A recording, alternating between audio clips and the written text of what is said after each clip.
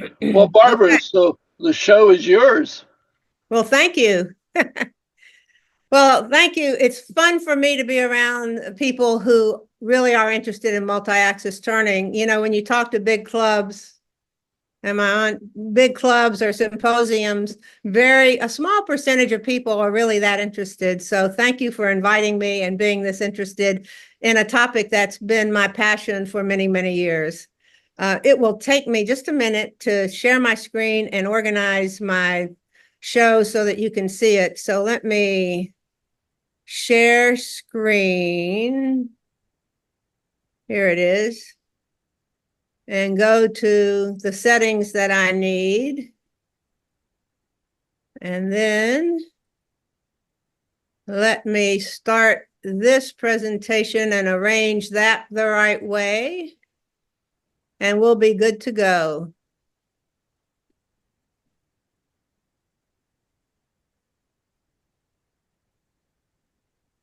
Bingo. There you go. It didn't take too long, did it? No, we're used to people talking through their sharing. So Well, since I've retired, I haven't been teaching and traveling for the last year, and I've enjoyed being here more and taking care of myself physically because I have arthritis and all of that. But this has been fun to organize this slide presentation.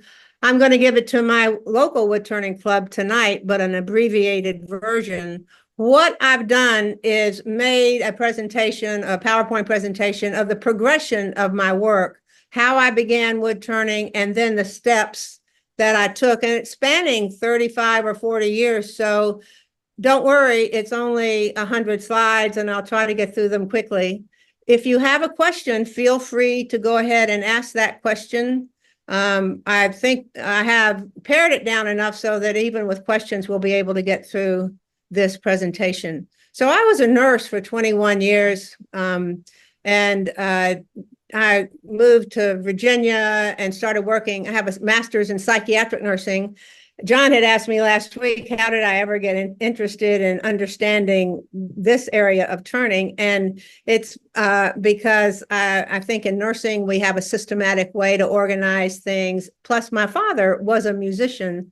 So my sister and I played brass instruments and sang from our early childhood on. And music is really a way to organize notes and see what they have in common. So I think, I don't know, my brain always goes to how does this work?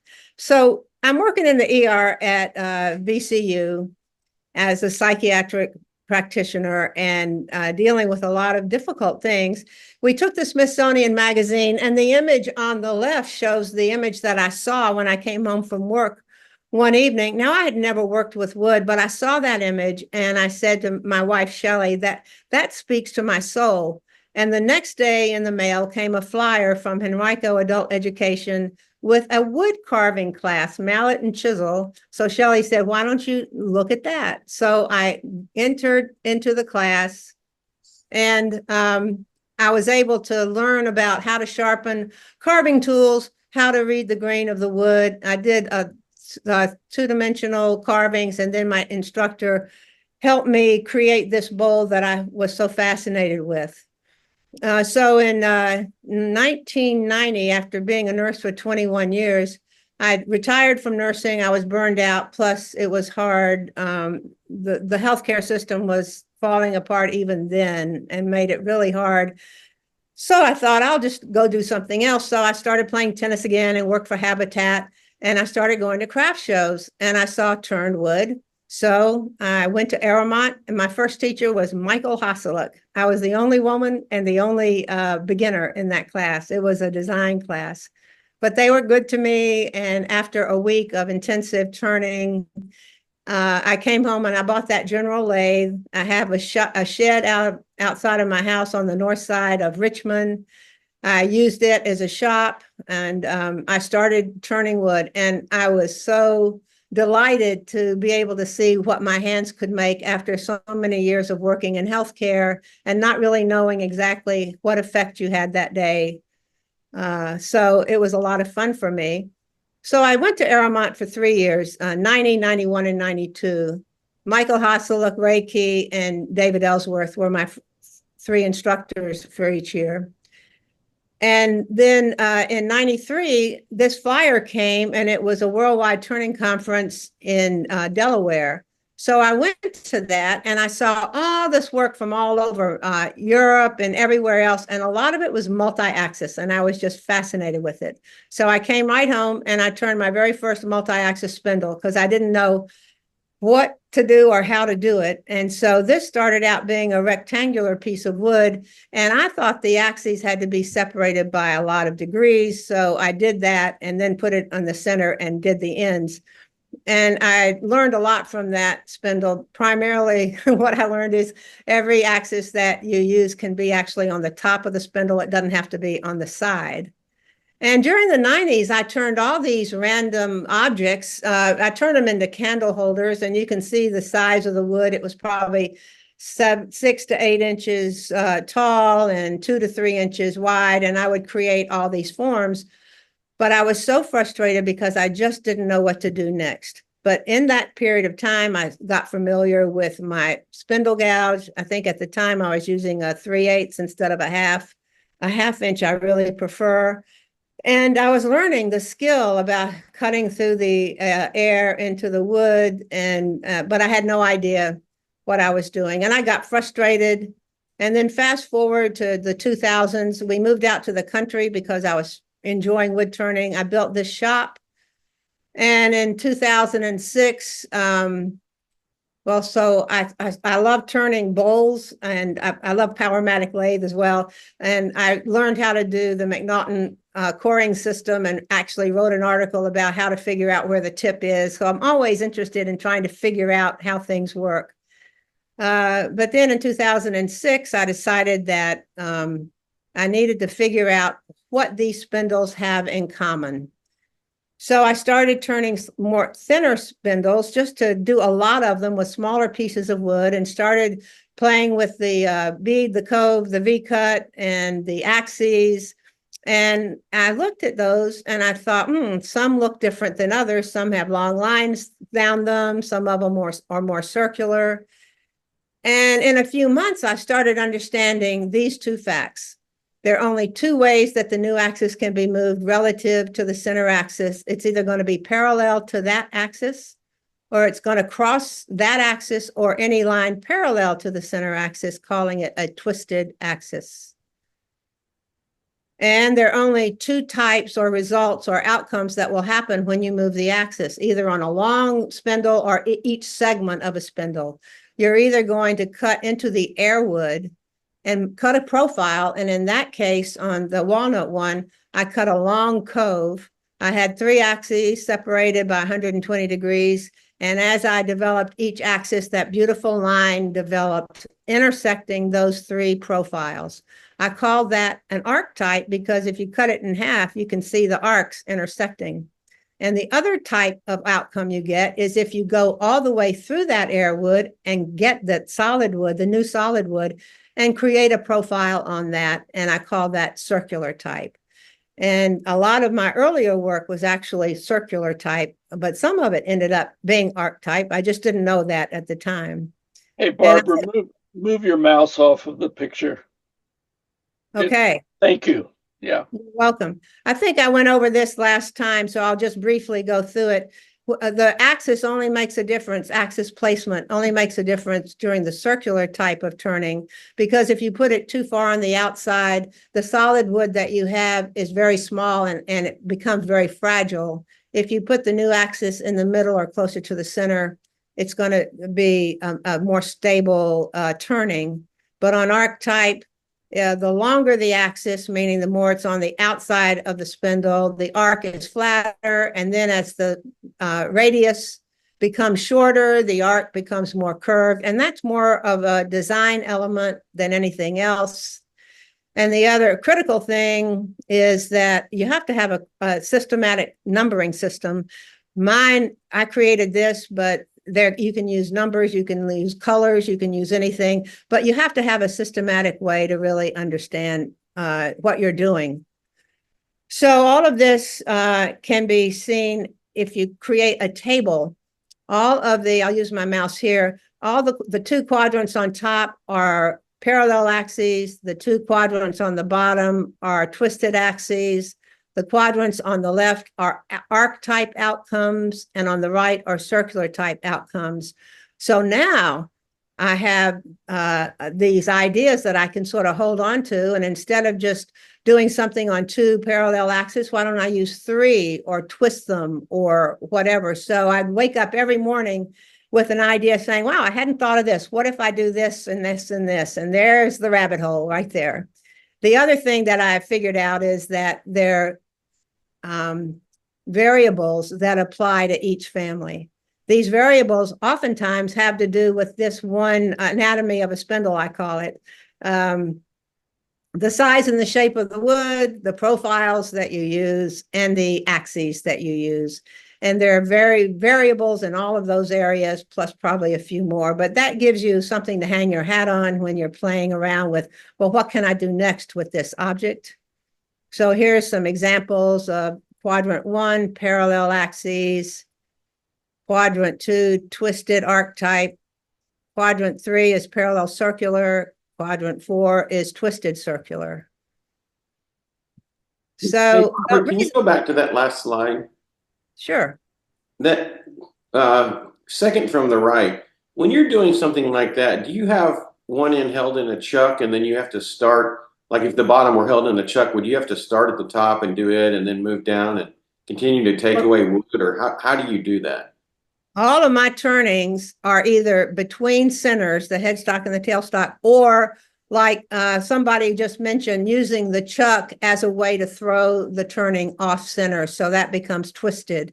But all of my work has to do with that. So there has to be a strategy about how not to put too much pressure on, because as you can see, there's no wood on that axis in those areas. So you have to bury I have a 4-point drive center that's a 1/2 inch in diameter, that before I do anything, I have a plan. I will tighten it up and embed those points in the end grain of that spindle so that when I come back, I have a nice joint at the headstock.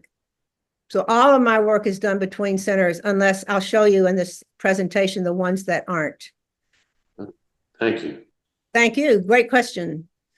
The reason I've been so passionate about knowing and understanding this is that it gave me a path to explore rather than random arbitrary exploration. So now I can explore, but with a purpose and with an idea in mind. And also it's a vocabulary. There are terms now, arc type, circular type, twisted axes. And so you can explain, you can take a look at somebody's work and say, oh yeah, I can see that that's this way, or how you did it. But more than anything else, in the 90s, there was a lot of talk in our area of wood turning, plus medical, everywhere else, that I created that, it's mine, don't copy it. And more than anything else, I wanted to understand this area of turning so I wouldn't have to look at other people's work and try to copy it. I wanted to be able to create my own forms. This article, I think, is significant because it was really prevalent with hats, with a whole lot of different artists who thought that what they did shouldn't be created by other people. The main point that I liked about it is that it talks about that there's a signature piece, and those are rare, but it takes a lot of skill and a lot of creativity to create a signature piece. And then there are these concepts, and multi-axis is a concept. It's a way to turn wood. Creating a hat is a concept. Creating a natural edge bowl. So there are those differences. And I encourage anybody who's interested to go down this rabbit hole and to create forms. Now, they might look like a 3-sided form that I've turned. That doesn't matter. That's just what happens. But it's a wonderful area to explore, I think, for us wood turners. So after I figured it out, I gave a demo, which was very difficult because I could hardly verbalize it. I saw it, but it was hard for me to explain it. And my club loved it. And then I did the Virginia Symposium. But I would carry around these Velcro-based samples on a board so I could really show people what I was doing. And then I could put them on the lathe. Through the years, as I've taught it and written about it, I've become better able, I think, to explain it. So after I started playing with these spindles, instead of doing what I did in the 90s, which was just mostly bigger pieces of wood, I was making a lot of spindles that I could make into goblets. I mean, I was doing a demo in DC and they said, what are you going to do with these spindles? I said, I have no idea. I'm just fascinated with what happens as I develop the ideas. So I ended up with a lot of goblets, and the only part of those goblets that is multi-axis are the stems. The cup and the base are all on one axis, and they're connected with a mortise and tenon type joinery. But then I started getting a little more creative, and the cups on all three of these goblets are done on 3 axes. So I thought, well, I can do that on the cups, and the bases are done on 3 axes. So these goblets represent circular type, arc type, and then a combination of circular and arc type. You can see all the ways you can play with these ideas. And then I thought, well, if I can do that, maybe I'll make these cups. So I took this idea, and this actually is the spindle that I think most people should even start with, because it's a beautiful form. It gets your skill level up, and it's relatively easy to do, but then you can start applying it to different sizes and shapes of wood. So in 2010, I started making these cups, which are a lot of fun to make. That's the demo I'm giving tonight at my club. And I'm only showing these to you because you're more interested in multi-axis. There are a lot of transition points between each axis. I've seen work that on the center axis, you can separate them with V cups, and then on each one of those segments, create a different type of multi-axis. This type right here, I think, was more done by Mark Spheri when I saw him in the 90s. Escalon has this type of a curve, a bead, and a cove that intersect the axes that he uses. And on this example on the right, you can turn a sphere on any axis and then do anything on either side of it. These are arcs, twisted axes. So I hope you can see how much room there is for play and exploration with this type of work. And then I love Michael Hoslick. He was my first teacher. So I started looking at what he would do. And a lot of the work I was doing, the axis would be a V cut from those 2 arrows. And then I would create in that instance, a bead, a long bead. And Michael would do fatter pieces of wood. I tried it on a longer piece of wood and it wasn't that effective. There is a ridge where each one of those arrows are, and those ridges are where the axes are. So the axes would intersect on each ridge instead of on in the middle here. Barbara, yes. that's a crankcase on the crankshaft on the left. Yes, Sorry. it is. I know you love that, don't you? Yeah, I'm going to do one. So. Yeah, good. I think those are also parallel axes. Yeah, it's a lot of fun to do. You'll be able to do it. But this is all just information that I learned that I think is interesting, that there are many ways to connect the axes. And then I started thinking about, oh, if I make a goblet, I don't have to use the center axis like I did on the left one to put the stem into the goblet. What if I used a parallel axis that stem was turned on to get a different design? Or what if I connected that multi-axis spindle with a twisted axis that wasn't even used when I turned it? So I started thinking about how to connect things with other things. And also at the same time, I really wanted to turn larger pieces of wood. And we all know how off balance everything is when you're turning wood. And I have a wooden floor in my shop, and it vibrates a bit, so I have to be really careful about balance. But I started looking at split turnings and thinking, oh, if I put 2 or 4 pieces of wood together, I can do large pieces of wood and it'll be balanced. So I did some of these that were in our journal back in 2011, I think. the ones on the left are all this, there are 4 pieces of wood that were turned 4 times, and I just played with coves and beads and V-cuts randomly and created that. The one on the right are just twisted twice, and they got really thin. They're done, these are separate turnings, and then I attached some of like the goblet to that, but the bases are all out of 1 piece of wood, and started playing with those ideas. And then I thought, well, what'll happen if I do the split turning and then use a different axis to connect the top and the bottom 2. And then that evolved into these pieces, which are 20-inch candlesticks, probably 4 inches square, 4 of them put together, turned 180 degrees. And then the axis used to finish the bottom is towards the back of that diagonal, and the axis used to finish the top is towards the front of that diagonal.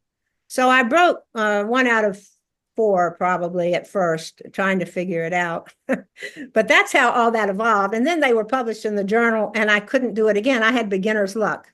I had to figure out how to get this curve underneath that.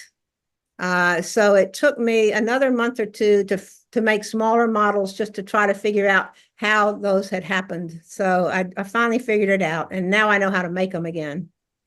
But during that study of split turnings, Peter Exton was demonstrating in Connecticut. He had written a paper about his split turnings.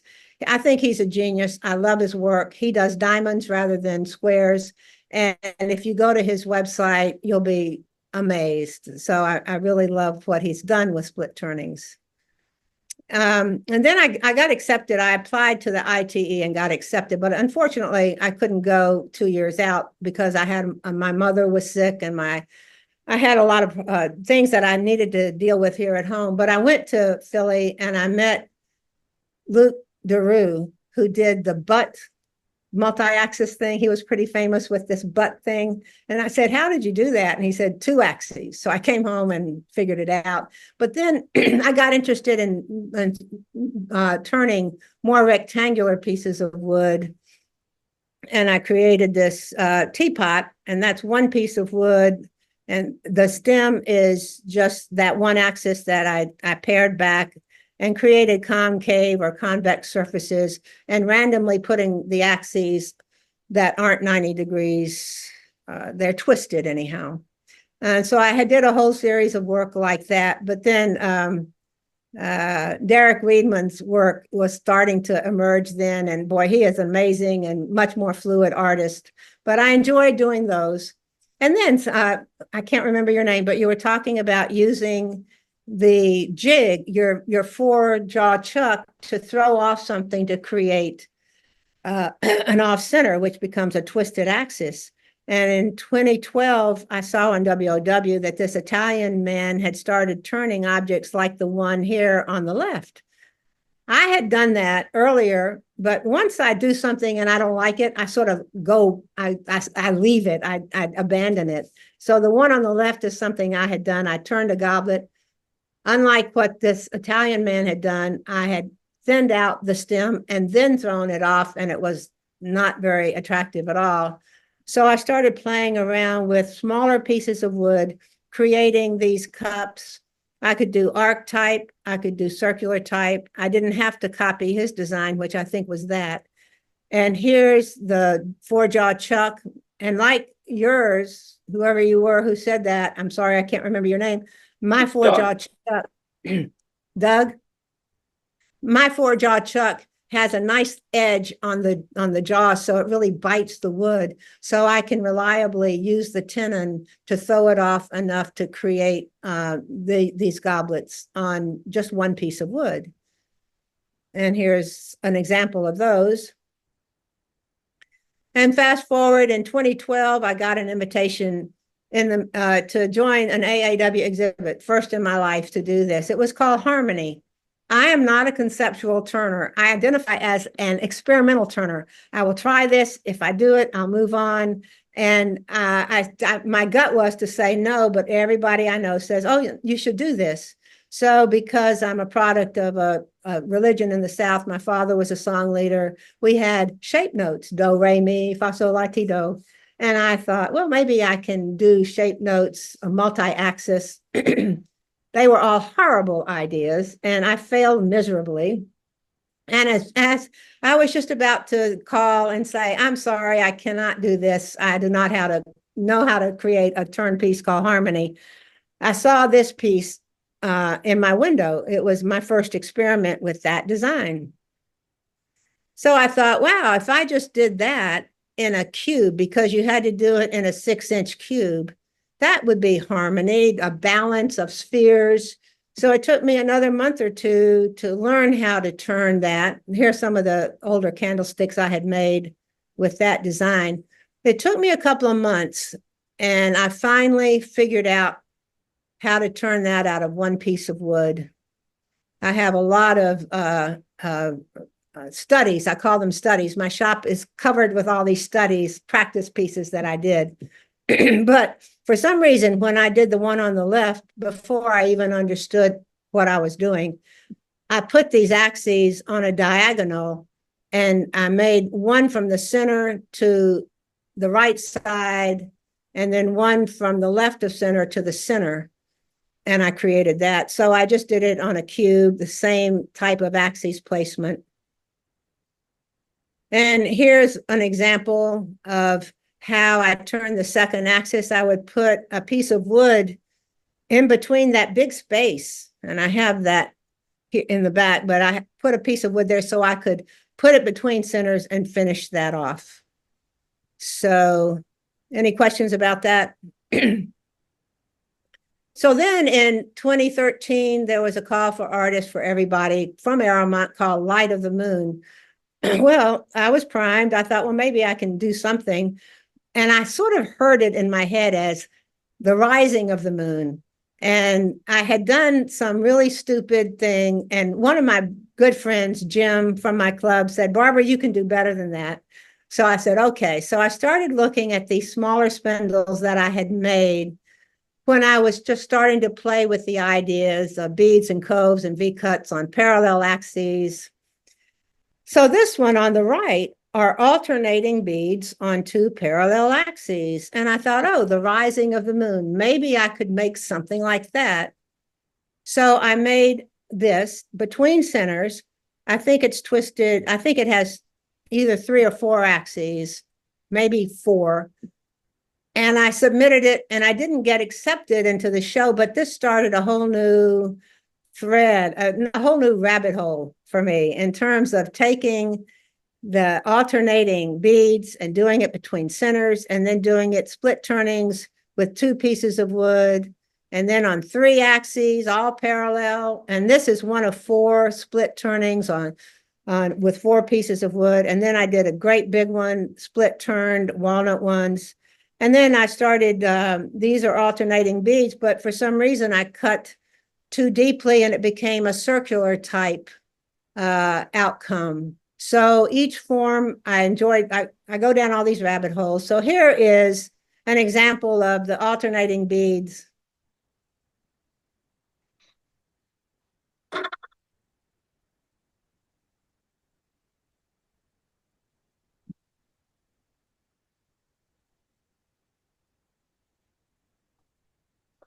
So notice the tool rest that oftentimes I will mark the wood with the length of each bead on each axis, but oftentimes that gets erased. So I would also make colored marks on my tool rest that I could, if I had to move the tool rest, I could rearrange it with the right color. And then I would know how far to advance each bead. So those were quite successful and fun. And then here's the rabbit hole of experimenting with lots of forms, doing split turnings, with angular cuts, with curved cuts, just playing. So, and then I started learning a lot more about split turnings. And the purple circle is what, when I put 4 pieces of wood together, I would always turn down to that to make it a cylinder in between the two ends. And what I started noticing is how undramatic my curves were, that they weren't really the width that they should be. They were not dramatic. And I started realizing that if I did that on every axis, I only had this amount of wood within each square to play with.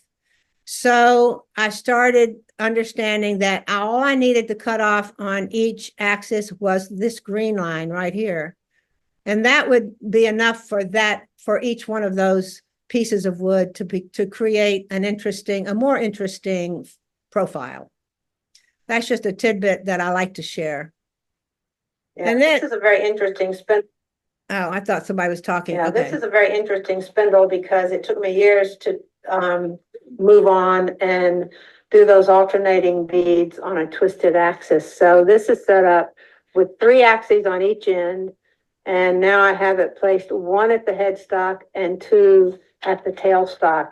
And I've turned alternating beads so you can see the beads on that axis. And as I change the axis, I advance the bead by 1/3 in order to get that form. But what's significant here is that it took me so long for my brain to start thinking how to do things a little differently. So this is over a span of years that I'm coming to this now. And then here's just a photograph of, I think these are parallel axes with alternating coves on probably 4 axes. And as I played with these spindles, I created this trio that I put in one of the shows. And I called it, I had to give it a name because they wanted only 1 piece in the show, but I wanted the 3 to be together. So I made up a story of Cluck, Kluk, and Click because I had lived in Ethiopia and I had known a lot about the language, a little bit about the language. And so I just did that so I could get these 3 pieces together because I just love the way they interact with each other. Another alternating bead slide, and then just a random photograph in my shop of seeing all these spindles, how they relate to each other. And every now and then things would break and it was futile to try to fix them, but of course I tried. I love to do multi-axis snow people. That was a lot of fun. And then I started doing that. Remember the twisted walnut long spindle that I did? I thought, wow, Rudy Osolnik made his pieces, and I have one of his demo pieces in my shop. And I looked at it and I thought, wow, I bet I could do that on 3 twisted axes. Now, I decided not to twist the twist at 120 degrees because I thought that would be too severe on a long piece like this. So I probably twisted them at 60 degrees, which meant I had to figure out how to number it without making a lot of mistakes. And then one of my pieces broke, my alternating beads, and I started thinking, well, what if I make these alternating beads on smaller pieces of wood?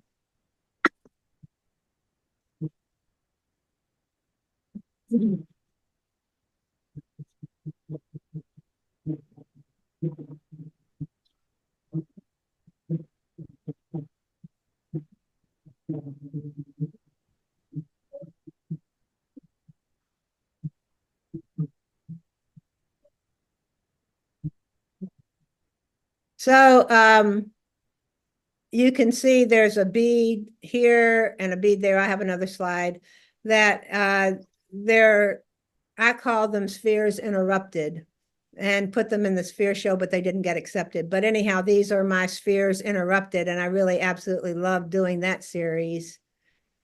And I live on 10 acres out here in Hanover, so I have a lot of cedar trees that are dying, and I started just applying these ideas to larger pieces of wood. This is a 6-foot totem pole that I made, and it's made out of 3 2-foot pieces that are turned on my lathe, multi-axis. But I also created a balancing system for my Powermatic that I would put it on the headstock end so that when I had a heavy piece of wood, I could create another balance so that I could turn it just a bit faster. And then in the fall of 2017, now John had showed us a piece of his last week like this. In the fall of 2017, I made this walnut thing, just playing around, and I wanted a multi-axis element in the center, and I twisted it at 90 degrees. But the twist is from the bottom to the top.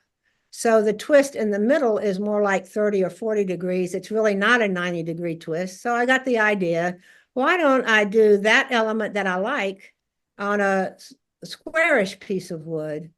And like I said, I had done this piece in the middle early on, and I looked at it and I thought, oh, that's like a spinal column. And I don't know, there's probably nothing for that. But then if you twist these axes at 90 degrees, this is the piece that I came up with. And I've made many of them. And there's only one that I actually like, and it's this one. They're all very different, even when you turn them with the same idea. So I call that piece the wave. And then in 2018, my book came out. I decided that that it should be published. So I spent a long time publishing it with Schiffer. And then I've noticed that all of my work, most of my work is arc type. Hardly any of it is circular type. So I started playing with these alternating coves on twisted axes. The one on the left I had done a long time ago, and I thought it was ugly, so I never got back to it. But then I started seeing that if you change the axes and make the wood a little fatter, you can get some pretty interesting forms out of that. So here's some samples with smaller pieces of wood that have coves on a circular outcome and many axes. I've put 8 on one end and 8 on the other and just played around with what would happen. That one, on this one, there are 4 on one end and 4 on the other. I've marked the ends really carefully so I can go back and see what I've done. While I'm making these, my skill level is increasing. This one has 3 axes on one end, 3 on the other, and I can see what I've done there. This is a really interesting one. I really like it because it has 6 axes on each end. But when I was doing one end, I put this on the center axis and let that fly around. The axes are close to the outside of the spindle. And then when I was doing this end, I put this one on the center axis and let that fly around. And I got a in there. Any chiropractor would really like that. Here's one that I think I used the center axis and 5 axes on the other end. This one I turned off the end, so I can't really go back and see what I did. But I've got a whole box full of these here that I've played with. And then once you understand the concept and understand the skill it takes, it's a lot easier to go to larger projects.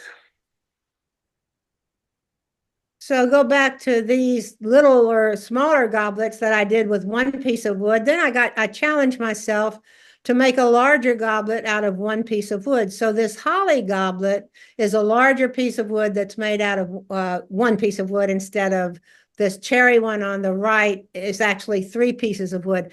I got a better curve when I can just put the spindle between centers and attach it to a goblet. But I was very happy with the outcome of that holly one. I break a lot of those too. It's pretty difficult turning to do. Here's the rabbit hole. I go through, I have to make a million of everything so that I know that I'm understanding what I'm doing.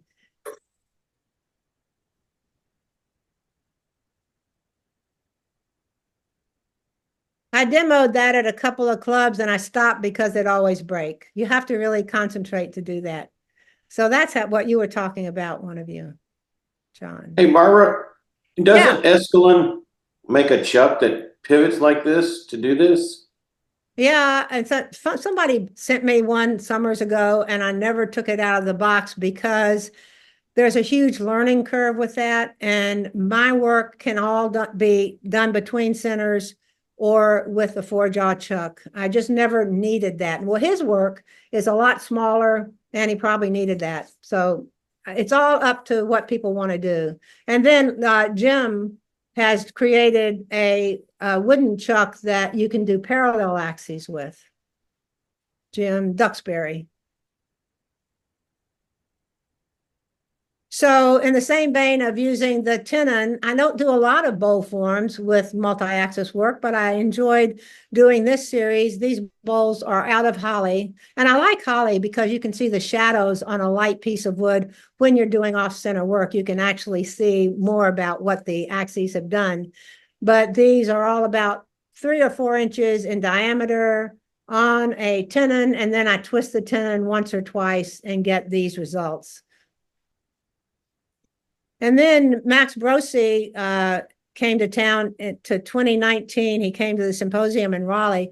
I had reached out and invited him to come to my shop that week, so he did. And we played around here. He gave a demo at my club, but I had to finish his demo piece, which involved a lot of hollowing it out. So I took the wave and I thought, well, I'll make a object out of that. And I learned how to hollow that out. I call it the exoskeleton series.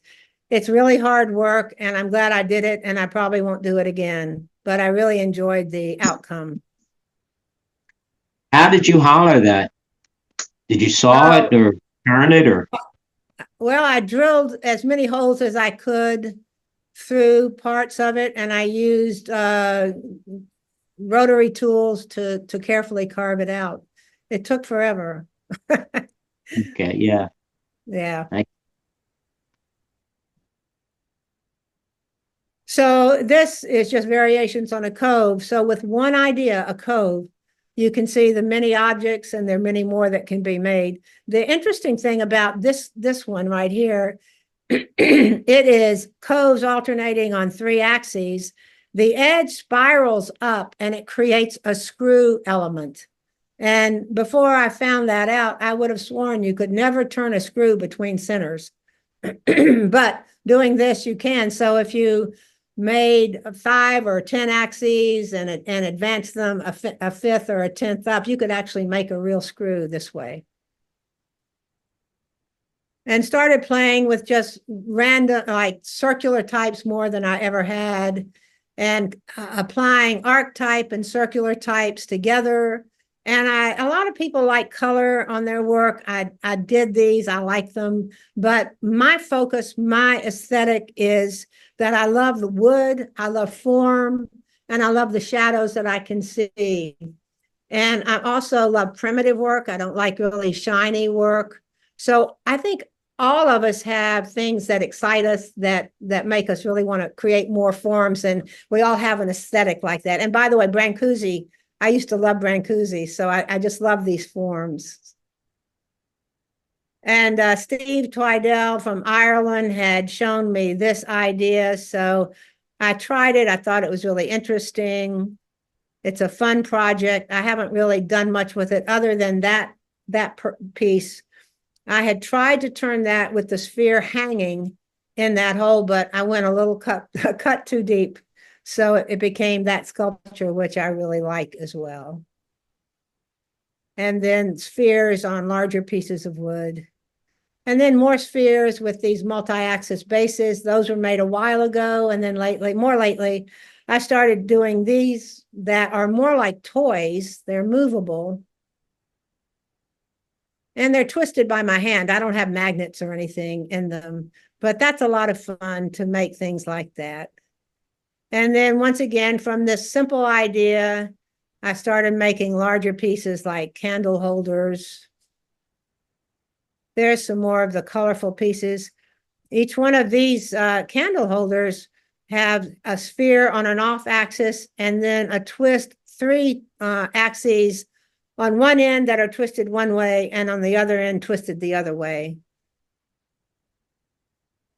Then I got into these tubes. I really enjoyed breaking all the rules and cutting a slab of wood off of a log and then cutting it right through the center and making sure that the center of the wood was in each one of these tubes and doing different types of wood. Those are the laughing tubes.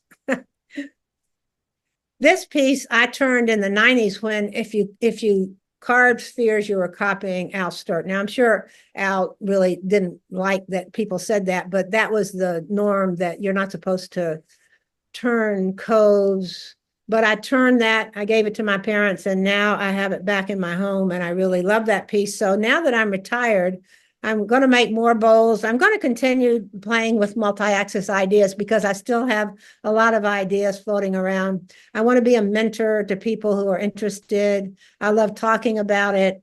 But now I'm really going to be more playful, and I've just got a one-way coring system, which is easier on my body than McNaughton's. So I've learned how to use that. So I'm enjoying this. Here are just some images of some of my work, playful images. So what I like to say to people are, there are no creative bones. We always hear, oh, I don't have a creative bone in my body. It's muscles, and it's a practice, and it's not about perfect and brilliant ideas. It's about showing up every day and making, and I'd say, and playing as well. So that's what I got.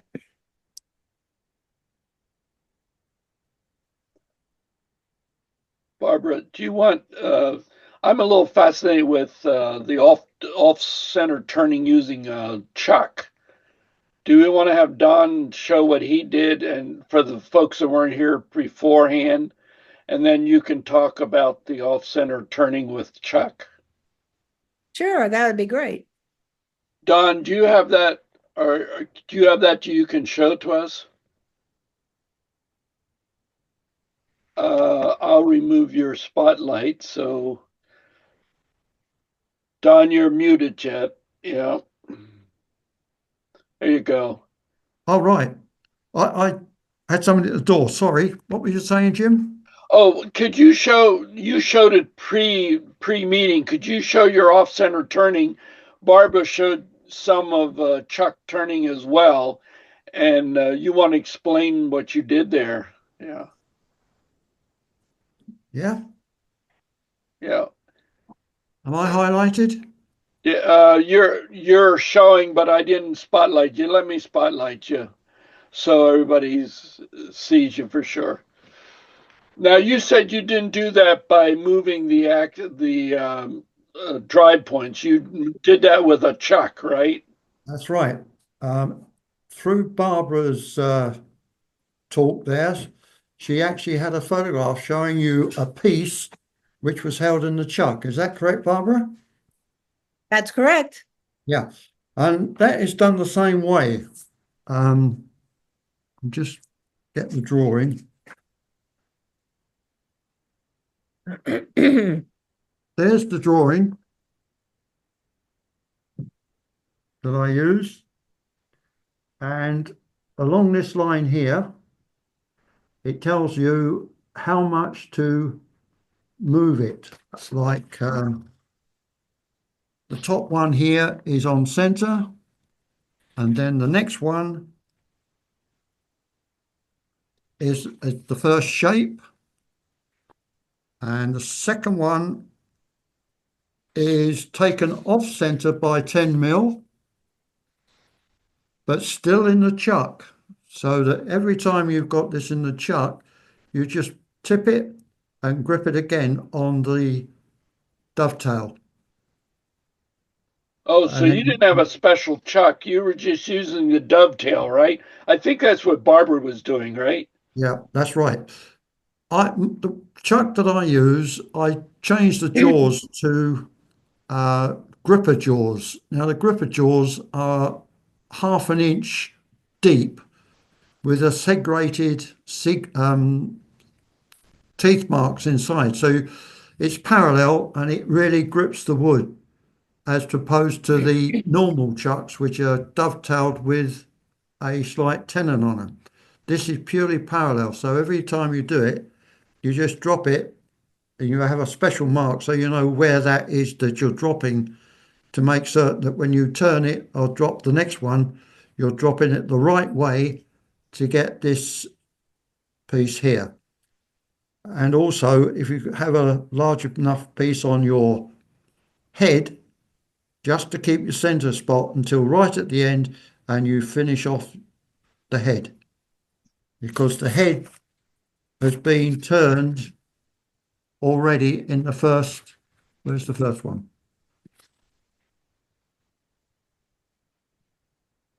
In the first section, which is this one here. So you profile that, and there's the piece on the top, so that you can keep it just that steady to enable you to shape a lady with a nice thin waist. And Nice, then Don. to top it, Hey, Don, hello. yes, this is John. Yes, John. You, on the tailstock end, you're moving the center by 10 mils, say, and that's how you determine the angle that the chuck is at the headstock, how it's going to be held. Yes, that's right. If you take my fingers as the jaws of the chuck, and that's in parallel, I then open the jaws up slightly, drop it the 10 mil that I want, and then grip it again. Got it. Yes. Okay. The Okay? angle's determined by where you place the tailstock endpoint, right? Yeah, you mark it 10 mil down from the tailstock Gotcha. to the Yep. center, from the center down 10 mil. Okay, Nifty. Okay? thank you. I And would then, like to ask some people, I'm sorry, we don't have that much time. May I ask you what my intent is in talking with you and showing you my path is to show that it takes a lot of time at the lathe, it takes a lot of experimentation, just like you did to figure that out. So, but I'm wondering how people saw this presentation, what you learned from it, what you think about it. I'd like to have that kind of feedback from me, if you don't mind. I'm inspired to head for the lathe. it's I feel that you've explained so much. It's now a matter of taking what you've explained, and if you're not fortunate enough to get your book, is to just experiment with looking back at the recording of this at a later date to get some idea of the shapes that you're using to enhance your own way of doing things on that lathe. And Don, let me mention that if you go to my website, you can access any of my papers that I've written through the American Woodturner that explains this. My website is simply barbaradill.com. It is a link, barbaradill.com. It's very simple. And there are also links in my website to videos that I put onto YouTube that show how to start with all of these spindles. My goal is to continue putting these videos on because I know you can read this stuff, but you actually have to see it and understand it that way. So that's what I'm doing in my retirement as well. Yeah.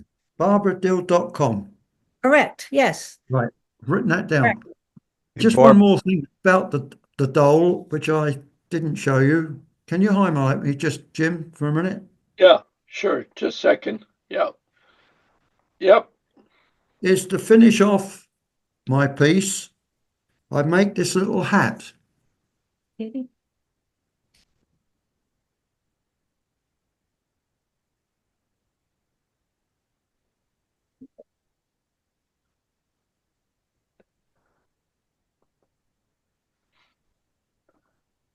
little off-center hat there.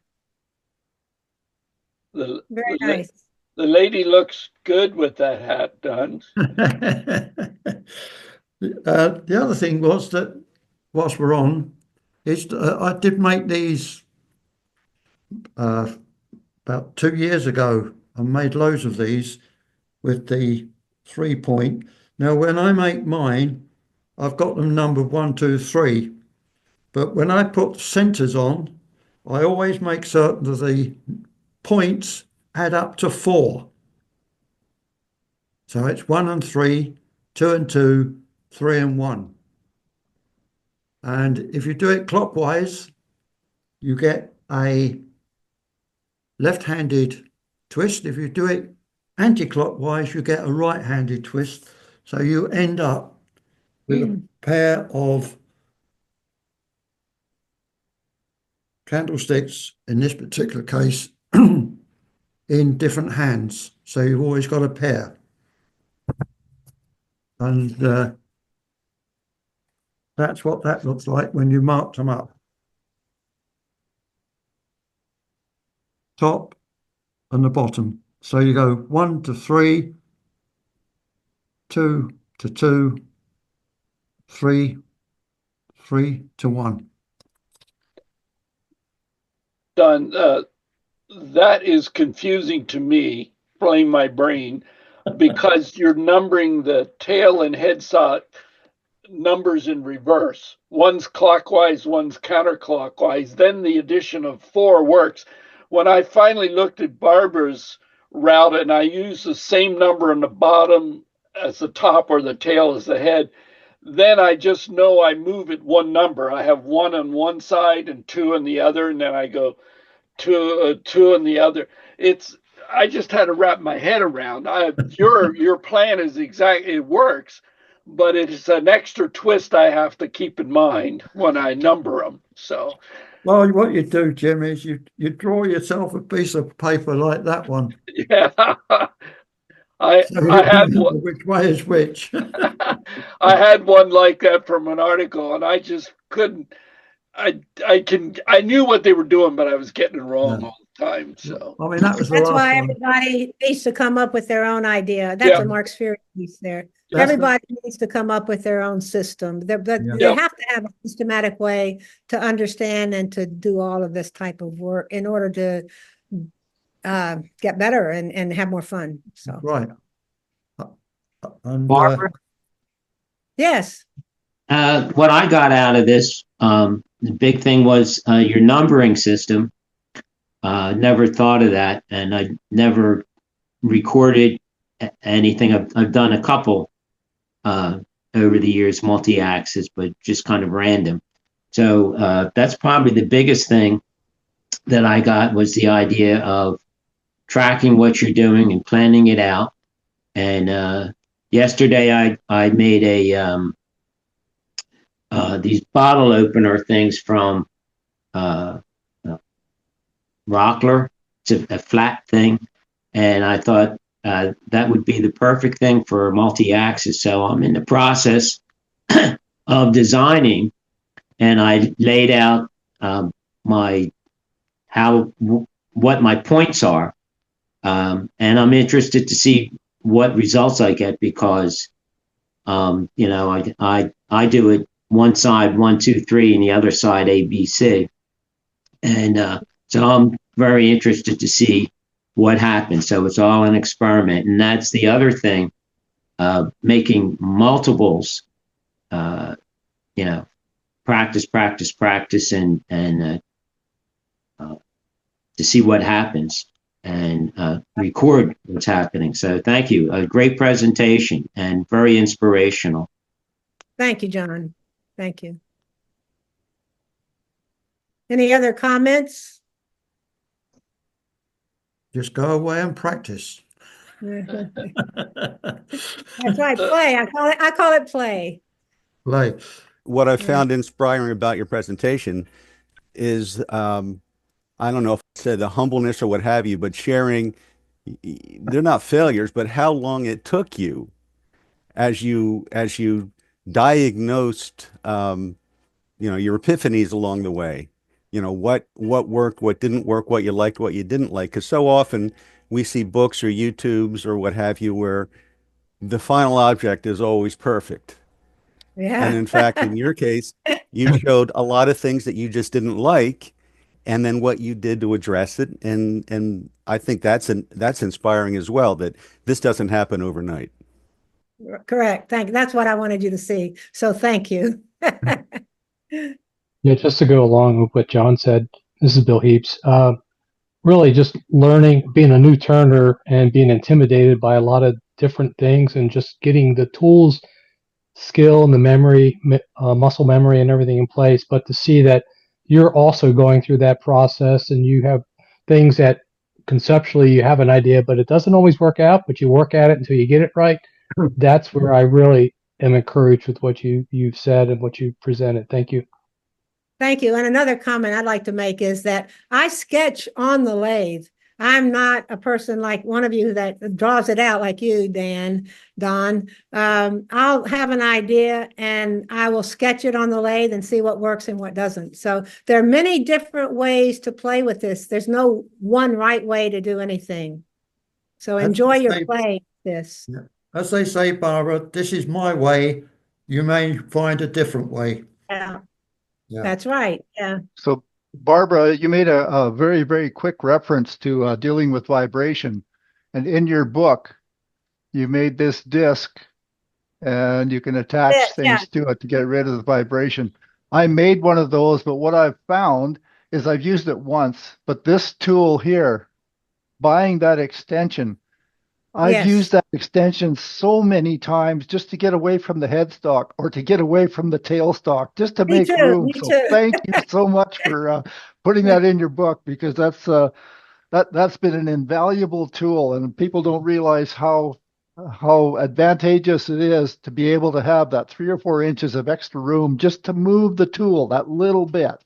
Yeah. It's great. Thank you so much. Oh, you're welcome. Thank you for that comment. Yeah. Any last minute ones? We're 1 minute past 11 o'clock, and I know John's propensity to be exact. So, as Barbara's on, she hasn't seen this before. I'd like to just show Barbara this, if I may, very quickly. Can you highlight there? There we are, Barbara.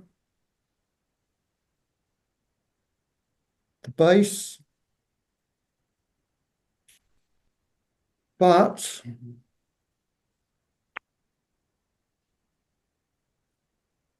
a ball. Nice. And we the always base, we always wonder what he hides in the ball too. You know, that's Yeah, yeah. Bert, did you have something you wanted to say before we call it quits? Yeah, No? yeah. Barbara, I really appreciated your presentation, and I've taken other classes and demonstrations on offset turning, and I could do it, but I didn't understand how I was doing it or why I was doing different things. After seeing your presentation and reading your book, I now have the capability to design my stuff ahead of time and figure out what I'm doing and why I'm doing it. So thank you very much. Great. Thank you. And don't forget to look at the videos I put out, because they really show a lot of that preparing to do a certain project. Yeah. Thank you. Well, thank you very much.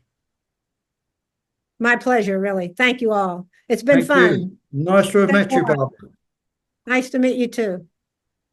You made a lasting impression on us, I think, Barbara. So thank you. You were very helpful. Appreciate Well, it. Jim, I can't wait to see what you do next. You've really taken that rabbit. I can see it.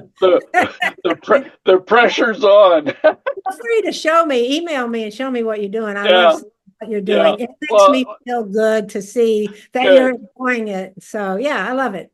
Well, I'm extrovert enough that it will appear on Facebook when I do something. So, all right, folks. See you all next week. See you next week. See you. Thanks a lot, Barbara. Barbara, thanks very much. Okay. My pleasure. Thank you.